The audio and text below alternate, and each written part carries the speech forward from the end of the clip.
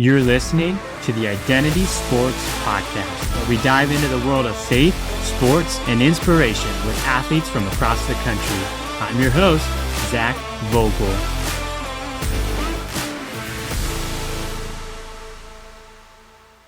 Are you passionate about giving every student the opportunity to receive a Christian education? At ACSTO, we transform tax credit donations into valuable tuition scholarships, making private Christian education affordable for Arizona families.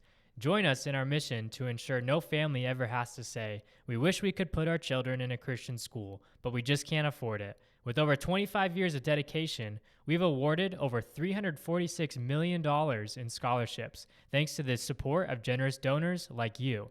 Visit acsto.com to learn more and make a difference today. ACSTO, because every student deserves a Christian education. Hey guys, welcome back to another episode of the Identity Sports Podcast. I'm here joined with Frankie Capan III. Just finished third on the points list in the Korn Ferry, earning him his PGA Tour Card. Frankie, congratulations and thanks for joining us today. Thank you. I appreciate it, and looking forward to today. It's nice to finally meet you, Zach, and just looking forward to chatting this morning. Yeah, so we'll go into our fast facts segment, but before we do that, I got to ask you, the obvious elephant in the room, you're probably a huge Vikings fan? I am. That's Okay.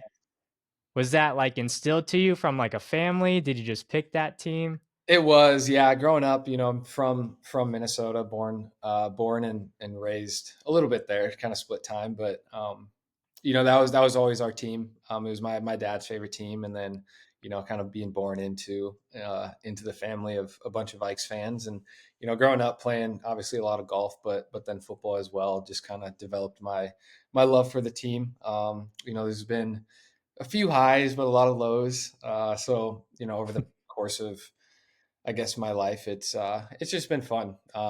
They obviously haven't won a Super Bowl, but just a Yeah. great team to support, and they've been having a nice year, so it's been a lot of fun to watch.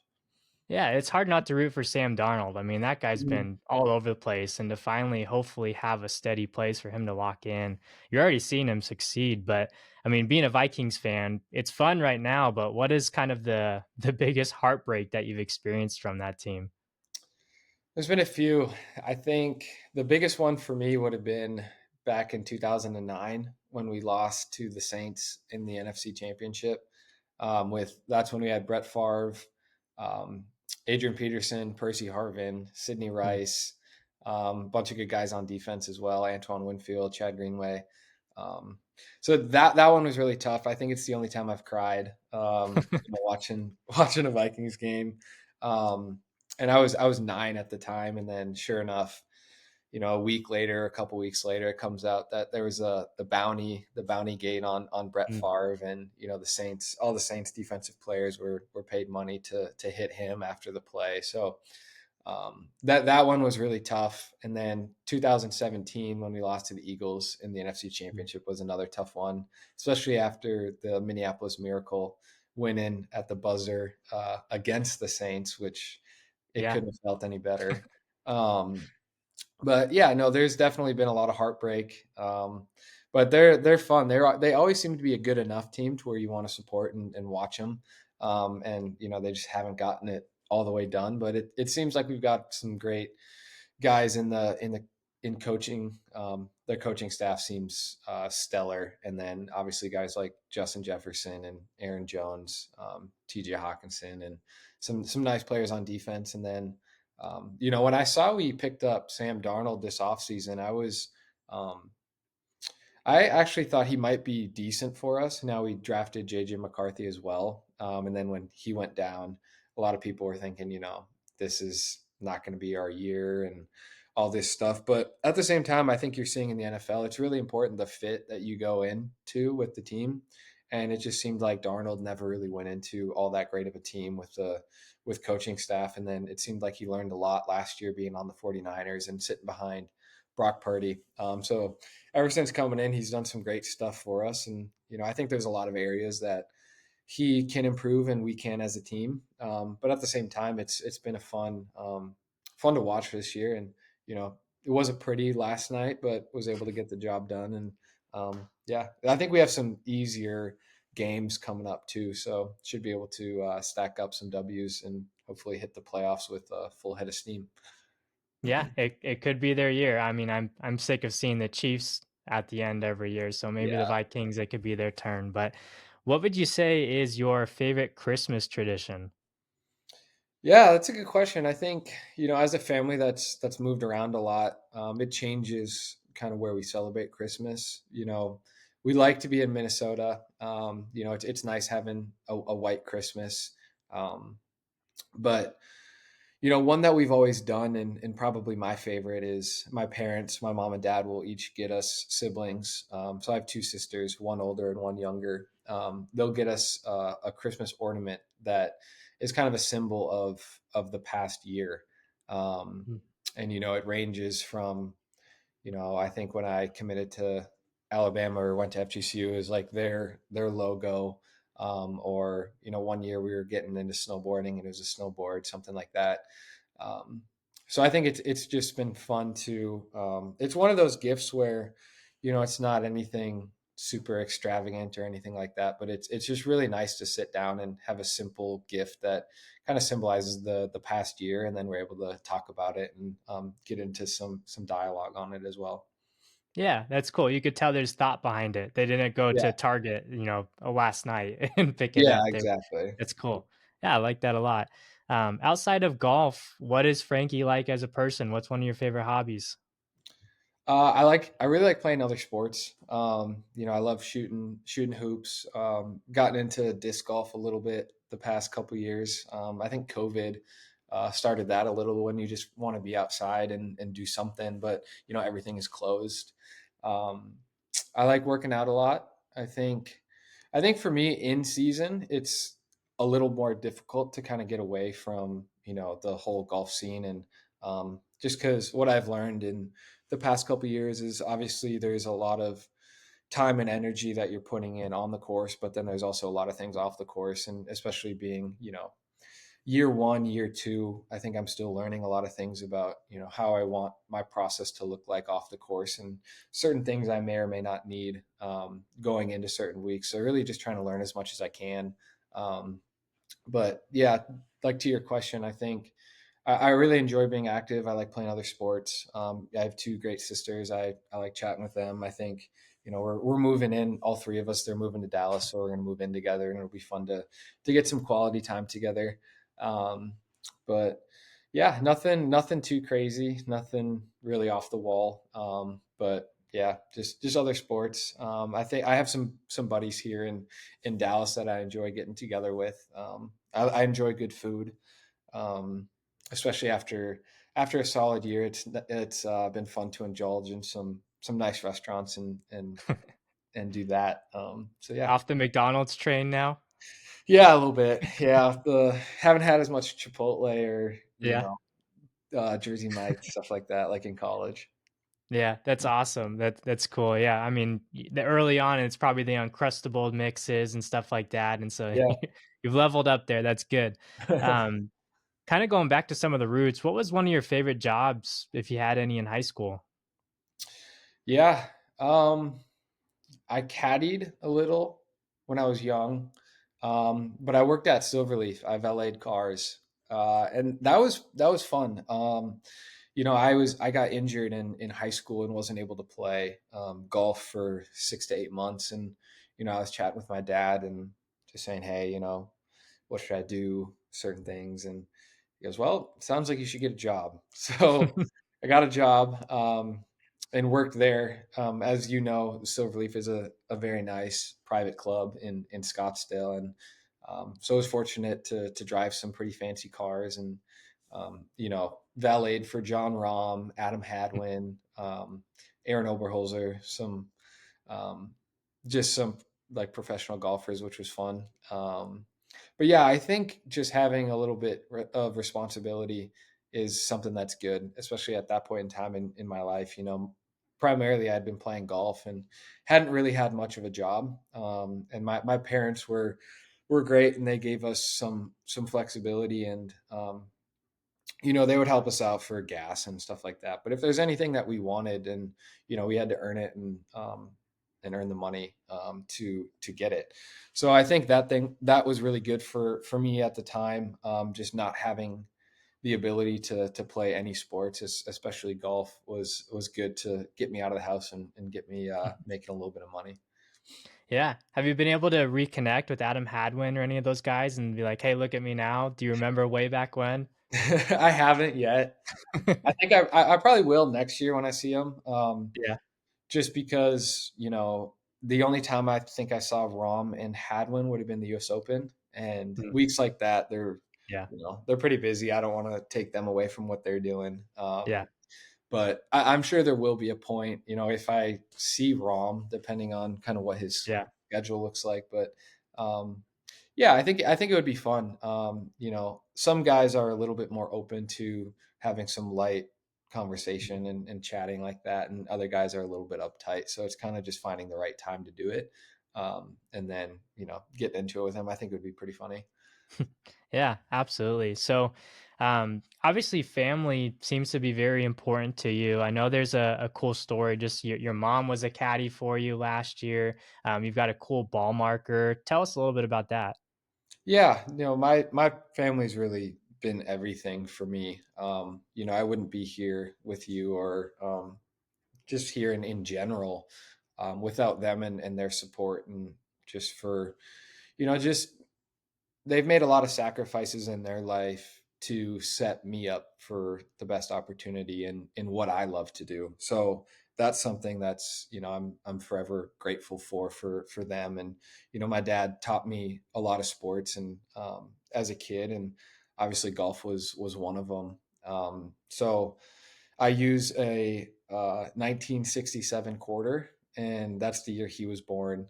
And it's just kind of a little homage to him. And I started learning the game from like just a short distance on the putting green, probably 2-3 feet when I was 2 years old or something around there. So I like keeping that, and I typically keep 6 of them in my bag, but I probably have 20 or 25 upstairs. And if I ever lose one or something, um, I always replace it. And it's kind of funny because the better you play, and you play in pro-ams and have opportunities to meet people, and a lot of people are making ball marks and have custom ones, and those are cool. And a lot of people have asked if I want one. And I usually tell them, I would love one, but at the same time I'm gonna stick with using my 1967 quarter. So if you want to make one, great, I'll definitely keep it. But yeah, so that's something I've used for a while now. And then, like you mentioned, my mom caddied for me, and she caddied for me a lot in junior golf, and then we had some success at the Western Amateur as well.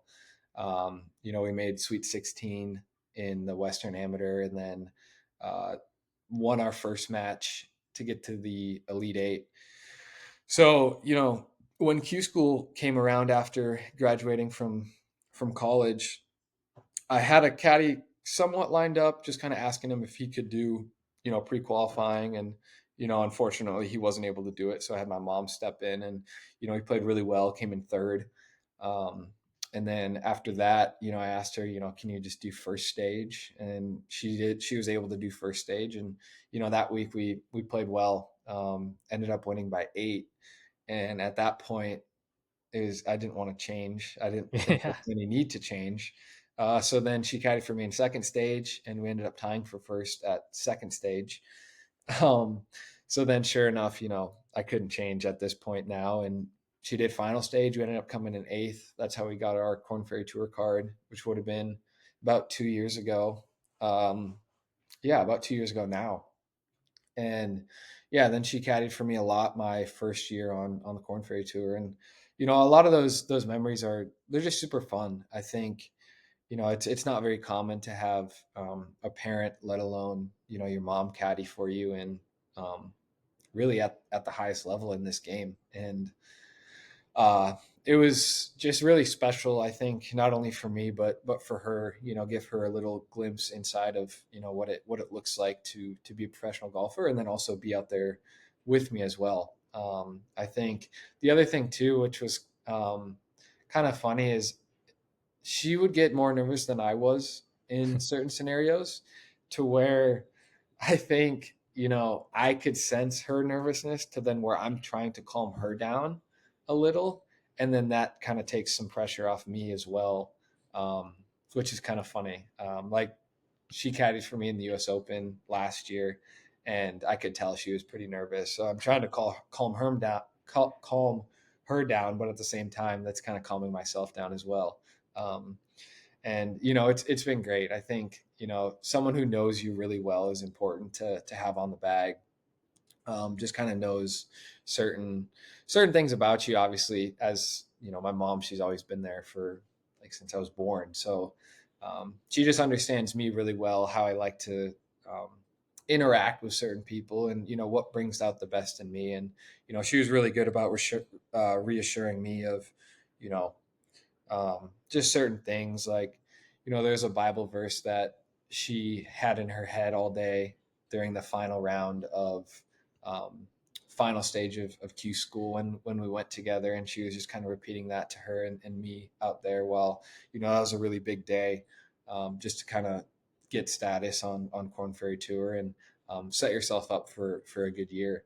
um, so I think just things like that have been super helpful for me. She's not doing a whole lot of numbers or reading putts or anything like that, but I think she's arguably doing one of the more important things, is just keeping her player calm and just excited to play. Yeah, that's awesome. And I feel like that's kind of a thing that you see with relationships with caddies now too. Of like you look at Ted Scott and Scotty, like Scotty's a phenomenal golfer. He probably doesn't need a whole lot of help on some of those things, but to have a guy like Teddy that can kind of that relationship, he can kind of know what he needs in certain moments, or can just say one thing to him to either lock him back in or take his mind off something.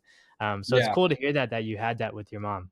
Yeah, it is neat. I think, one of the most important things as a caddy is, saying the right thing at the right time. And it's something that, it doesn't always happen. It's kind of learned as you go. But, like I said, having someone as close as my mom to me is, she doesn't have to learn those things as much, which is nice. And, it was something that I look back on, and you never know, she might make an appearance again at some point, but we'll see. Yeah. She was great, and I know she's ready for it. She even carried the big bag as well. So she's definitely a trooper. Yeah, that's awesome. Yeah, you don't, it's really cool. Just, some people don't have that story where they're so connected to their family. And so to hear how important that is in your life and just to see that continue to carry out. I mean, I love my mom to death, but if she was my caddy or something, that probably wouldn't work out well. But Yeah. yeah. But so kind of going, a step back a little bit. So when did you kind of like, I know it was always a dream for you that you wanted to become a professional golfer. When did it start to kind of click for you that like, hey, I'm pretty good at this thing, this might be something I can actually do? Yeah, I think for me it was from a pretty young age. I knew I was blessed with just a love for the game. And a lot of people talk about, certain people have a skill set for something, or are passionate about something. And I think, the best way I could describe it was, you know, like, God gifted me with a passion for the game. But it's our, I wouldn't say job, but it's our responsibility to, grow that passion into skill and, like, a love, if that makes sense. To where, ever since a young age, I just felt really connected to the game. And I've described this to a few people. And whenever I'm practicing, or really just kind of getting into my game per se, that's sometimes when I feel the most connected to God, in a way where it's kind of unique. Like, I'll go to, like, I went to church yesterday, and sometimes I'll go to church and then I'll hit balls, and sometimes I feel closer to God when I'm hitting balls than when I'm sitting in church. And it's kind of an interesting dynamic, because I feel like, to a degree, I'm honoring him, and the gifts that he's given me in terms of just the love for the game. So I think, that's definitely something that's been interesting for me over the years, is um, just kind of that whole dynamic. But really, since I was probably 6, 7, or 8, I knew, I was good at it. But probably not until I was 13 or 14 is when I really thought, I could turn this into, what Yeah. I do as a profession and a career. I think making it into the U.S. Junior Am when I was 14 and seeing some of those players that, I'd look up to that are other junior players when they're 16, 17, 18, and, being able to compete with them when I'm 14 kind of gave me the realization, okay, I can play this game. And um, yeah, so I would say probably around then. Okay. Yeah, I love how you describe that. I mean, Colossians 3:23, whatever you do, work hardly something done for the Lord and not for men. So, golf is absolutely a way to worship and to be a good steward of the talents that he's given you. And it's absolutely your platform. I mean, so when you say, I feel like I'm connected, or that's a way that I feel close to God, it's just really cool to hear that from that side. And so, um, you mentioned that, from a young age, you felt like, hey, I can do this. The confidence was there. You felt like the skill was trending right to where you're at now. But you mentioned you had a hip injury in high school. Did Mhm. that kind of deter you at all? Did it bring on some self doubt? Tell us a little bit as that mindset as an athlete trying to get to the next level, and then you hit a speed bump like that. Yeah, that one was a tough one, not just because of the injury itself. I knew I was going to have to sit out for a little bit, but I think the tough part was, you know, we didn't really know what was going on and we didn't know how to fix it. A lot of people recommended I get surgery. A lot of people just recommended I get PT. And, I was doing certain PT and wasn't seeing any progress. And then, I've tried to avoid surgery at all costs, no matter what it is. I Yeah. think, your body has a natural way of healing itself if you're able to do the right things that in a lot of cases, it's not 100% necessary. I understand certain cases you need it. But it didn't seem like a situation where I needed it. And, I look back on that injury. And, it's funny, I've said this, like not getting my PGA Tour card after last year's Korn Ferry season was one of the best things that happened for me. Mm. I think that injury, my hip injury, and um, I think I was a junior in high school and had just come off a really big year, had 3 wins, one over in Japan, won the USAM four ball, and another tournament I think in Arizona. And, coming off of a big year like that and then being able to sit out, I think it ended up being one of the best things for me just because of there a couple of reasons. One is I've burned out a couple times in golf. I think, growing up, I always played a lot of football and golf. And, it was nice to get away from golf a little bit, for 3, 4 months a year and, focus on something else and then be really excited to get back. I think that's something that's been really important for me over the years is, when I go all in on something, I tend to be a little obsessive about it to where, if I'm able to set the clubs aside for a little bit of time and then just kind of live life, do other things, which is what I've been doing a lot the last month or so, and then get really excited and jazzed up to get back after it when I do. And same thing with that with my injury. It was definitely something that I was I was really bummed about. However, looking back, we were able to find some really great like PT people and doctors that I've used for maybe more minor injuries to this day, to where reflecting on it, that's actually one of the best things that happened for me as well, just because of how much I learned not only about myself but just kind of learned about some of the people that I want on my team moving forward, to give me um, just confidence in some of the people I was able to meet are the best at what they do.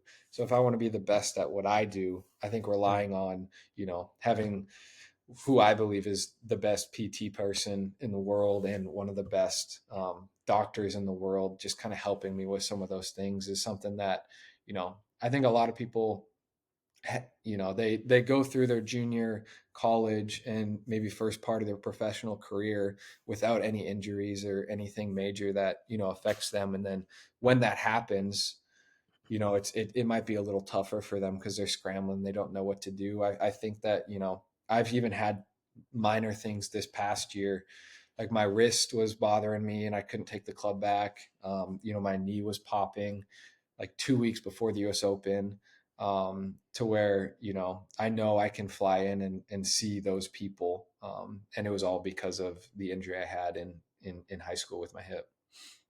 Yeah, so it's a time for you to reflect and find out who's really kind of in your corner when things get hard. Everyone wants to join you when things are looking good, but who's there with you when the times get tough?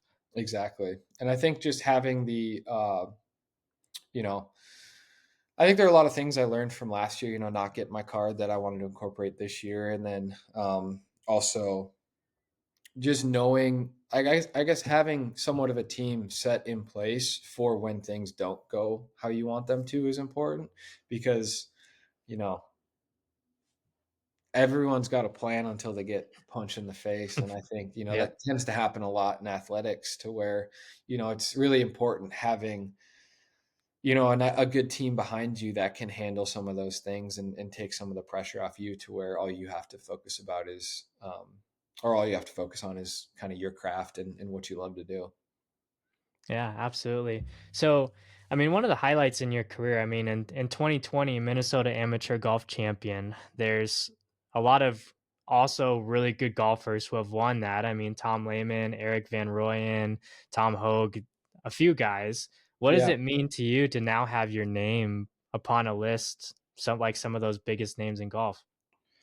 I think it's really special. Growing up, spending a lot of time in Minnesota, playing playing junior golf, and there's some of my fondest memories in the game. I think, just obviously, winning tournaments and doing well and getting your PGA Tour card is great, and it's a ton of fun. But just kind of where the roots of my love for the game started would be, kind of in Minnesota. And it's neat to be joined with that list. I've gotten to know Mr. Lehman over the years, and he's just a wonderful human, and love every time I'm able to share some time with him, and also his sons as well.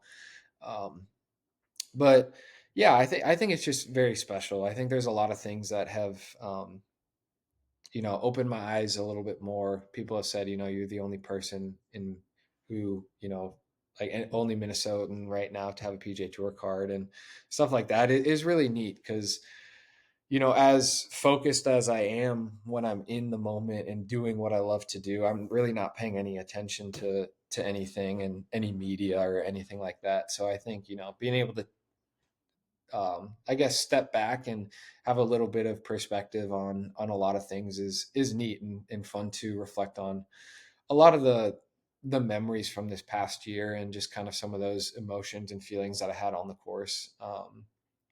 But yeah, I mean, being on a list of those three guys is something great, and I look forward to playing against, Tom and Eric next year as well. Yeah. And you'll have to, I mean, you probably got a cool ornament that year for that. Hmm. You'll have to let us know, follow up with us what the ornament is for this year. I mean, because third on the points list in the Korn Ferry, you win the 2024 Nationwide Children's Hospital. And then that's nothing compared to finally getting your PGA Tour card. Yeah. So there's probably something pretty cool around the corner for you. Yeah, I'm excited. I'm excited. I don't know what my parents have planned for the ornament this year. Some You said earlier, usually it's something you put thought into, and they always put a lot of thought into it. But there's definitely been some times where they're picking it up on Christmas Eve night, or late. We're trying to overnight ship one. But no, I'm pumped, and I'll be following back. Yeah, I'll have to maybe get some inside info from your dad, Frank. So, Frank is actually on our board at Identity Sports and just a phenomenal guy. So, I mean, when you hear just the way that you present yourself, Frankie, and how close your family is, a lot of that starts at the top with just your dad and your mom, Yeah, how awesome they are in their faith and their lives. But so you got some time off now. You're yeah. probably enjoying it. You're preparing for, the 2025 PGA Tour season. What is God kind of revealing or teaching to you in this time? Yeah, that's a good question. I think, one thing that's important for me that I envision myself is giving back in any way I can. I think that's been sometimes, like I was saying, you're so into what you're doing um, throughout the course of the year, and stuff's changing. Equipment's changing, flights are changing, like tournaments are changing, all this stuff where you're constantly trying to get somewhat of a handle on a lot of things. And you can only handle so much. I think one thing I realized from last year to this year is, all I can do is do my best and have fun and control what I can, and then just give the rest up to God. At the end of the day, once I hit that ball and it's in the air, there's nothing I can do to it. All I can do is, you know, go into it with any thoughts that I want to have, and trying to execute it to the best of my ability. And one thing reflecting on the year is, I'd like to give back in certain ways I can. Obviously, financially is one way, but I think with your time, and when we do have some time, is nice to just give back, to not only to people and organizations like Identity Sports, but also just a lot of people that have been in my life that have helped me get to this point, is something that I've realized, and um, tried to do a little. Sometimes we get so busy during the course of the season that, once the off season starts, you kind of want to just shut everything down and not do anything, which I've definitely done. Um, but I think just giving back, and also just kind of pouring into um, just my faith in general is something that you know I think we go through stretches in life, or at least I have, where I'm really really into reading the word and doing, um I guess, kind of just living that out. And I wouldn't say I'm ever not living that out, but there are certain times where it's easier for me to be closer to God. And sometimes, when things are going well, it's easy to be close. And when things aren't going as well, it's easy to be farther Yeah. away.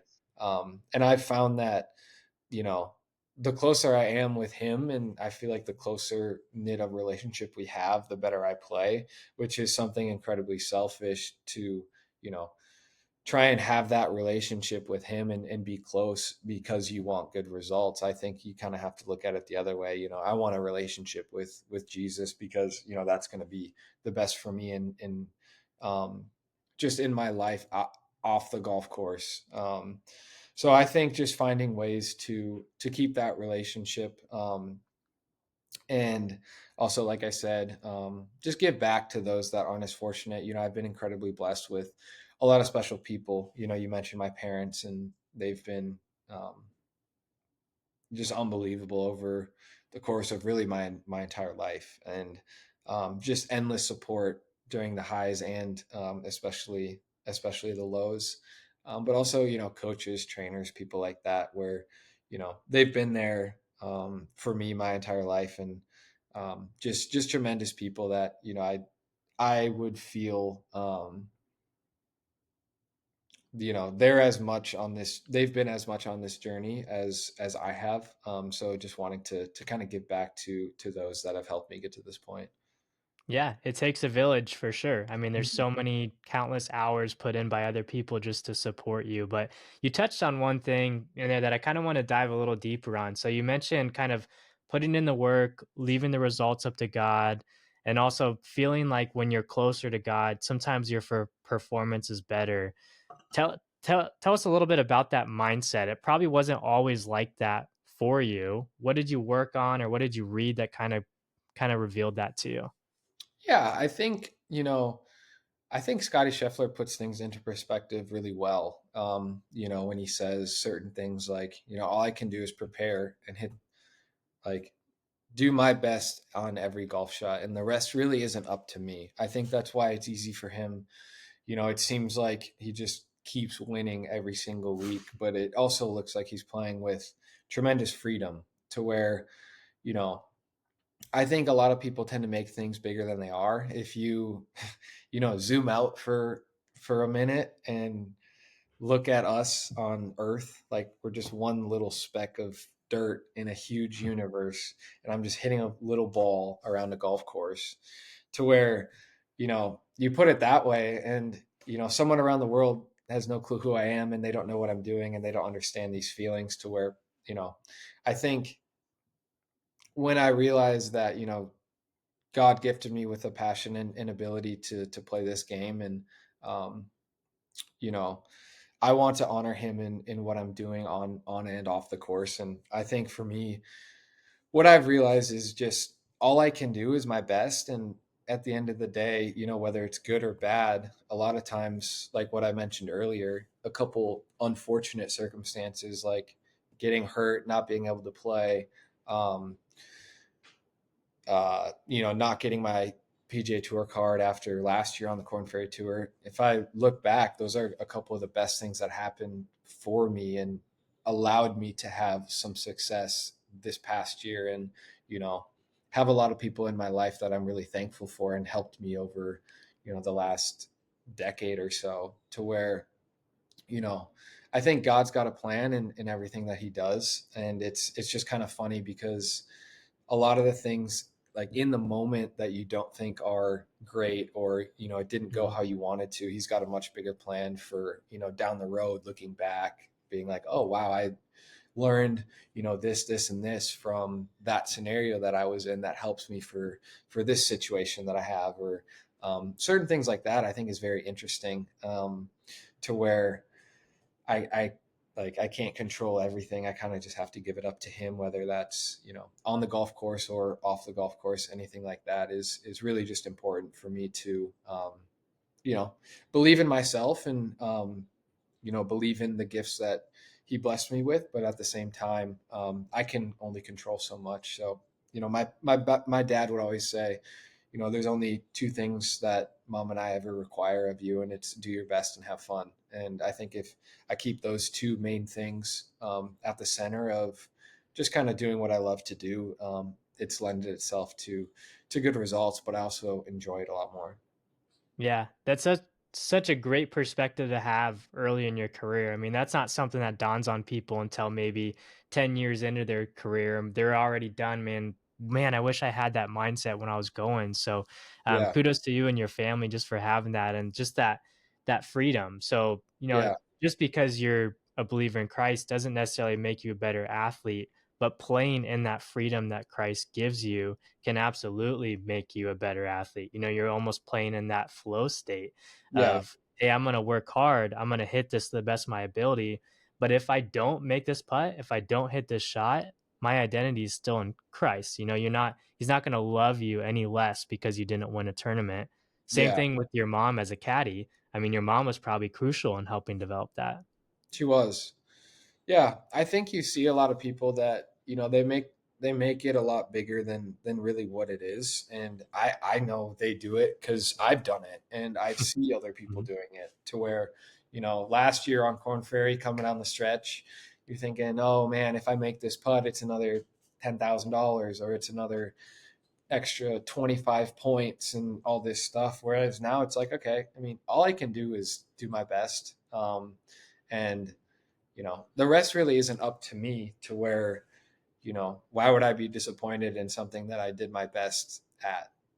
And I think a lot of people put a lot of external pressure on themselves, um, going into certain rounds or certain shots and stuff like that, because they hold it in such high regard. Whereas if you kind of zoom out, like I said, I mean, all you can do is your best, and at the end of the day, there's really nothing else that you can control. So I think just realizing, you know I know it's weird, but if you say, okay, if God wants me to make this putt, I feel like he's probably going to have me make it. Obviously you have to hit a good putt and have it be on the right line with the right speed, but at the same time, you know I just feel like when I'm connected to him and just pouring into those type of emotions is when I seem to be playing with the most freedom, and which tends to lead itself to good results. Yeah, you're playing in that worship. That's cool. And so, then it goes into, the mindset on Thursday morning teeing off is the same mindset you have on Sunday morning. Yeah, yeah, I think Scotty talked about that too, like his rookie year on PGA Tour, he had a lot of different feelings, Thursday, Friday to Saturday, Sunday, didn't have as much success. And now he's, treating Thursday, Friday as important as, Saturday and Sunday. But at the same time, it just seems like he's playing in, somewhat of a flow state or just incredibly free. Yeah. How blessed are we to play golf as, for a living, to where if you just have some perspective on it, I think it lends itself to at least you feel pretty blessed just to even be out there. So two more questions for you before I let you go back to your valuable time. But one, if you were to go back, or there's another kid just like you out there going through high school golf, college, same dreams as you, what would you instill in that kid, or what would you tell that kid? I would tell them to keep having fun. I think that's the most important thing. I think so many things stem from that. If they're having fun, then they're going to want to spend the extra hours and the extra time out on the course, um, honing in their skills and game. And the other thing too is, like I've said, it's not always just a upward slope to the top. There's a lot of peaks and valleys in there, but if you just keep that belief in yourself and keep it fun, I think you look at so many things as a learning opportunity or things like that, as opposed to really negative. And I've seen that a lot of guys out there, even on Korn Ferry Tour, they get down on themselves a lot.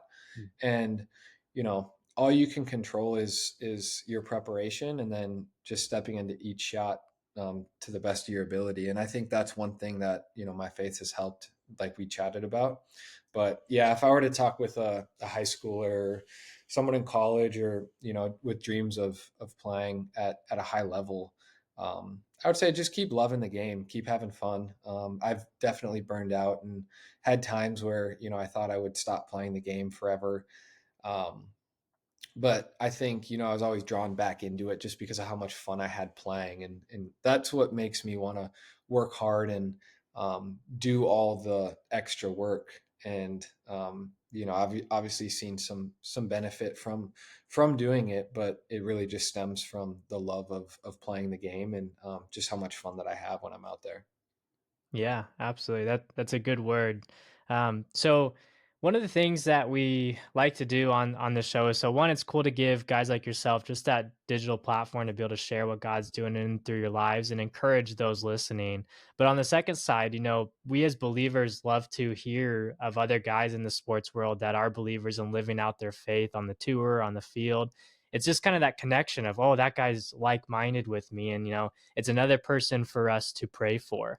Yeah. So if you don't like, what is a way that us as listeners can lift you up in prayer as you enter in this, huge time in your career and stage in life? Yeah. No, that's a great question. I appreciate it. I think one thing for me that I've a couple people have asked, what they can pray for is I think gratefulness is something that's really important. I think it's easy to, even playing golf, next year on PGA Tour and stuff like that. It's um, there's a lot of peaks and valleys and certain things like that along the road of just being a professional athlete in general. I think just praying for gratefulness for me is something that would be incredibly impactful, just because um, I hope not to, but I might miss a cut next year. And I think it's easy to have somewhat of a negative spiral on certain things, and I've seen guys do it. But at the same time, just kind of keeping perspective and gratefulness for the opportunities that I have. And um, you know obviously have earned a lot of those opportunities, but at the end of the day, God gave me the ability and love for the game and the skill to be out there and play with some of the best players in the world. So I think, just like I said, if you zoom out and just kind of look at some of the neat things that I've been fortunate to do in my life, and just keep staying grateful for all of it, through the good times and the bad. Awesome. Yeah, for sure. We can definitely lift you up in prayer for that. Let me go ahead and pray for us, and then we'll let you go today. Thank you. Awesome. Dear Heavenly Father, thank you for this day. Thank you for the chance here to connect with Frankie and just hear his heart, God, and what you're doing through his life. And just thank you, God, for the many blessings that you've put in his life and just the thrill and the excitement of getting to earn his PGA Tour card. And as he's about to go out and walk into that dream that he's had as a kid, God, we pray as, just as believers and listeners of the show, just for, continue to help him be grateful for those chances and those opportunities and the just that perspective that he kept talking about, God, that he'll not lose that. Um, and just encourage him and his family just to continue to seek you and just to trust the results with you, but still be good stewards of what you got going on in their lives. So thank you for Identity Sports and just a platform to be able to share these truths with you and hear from guys like Frankie. I pray this in your name. Amen.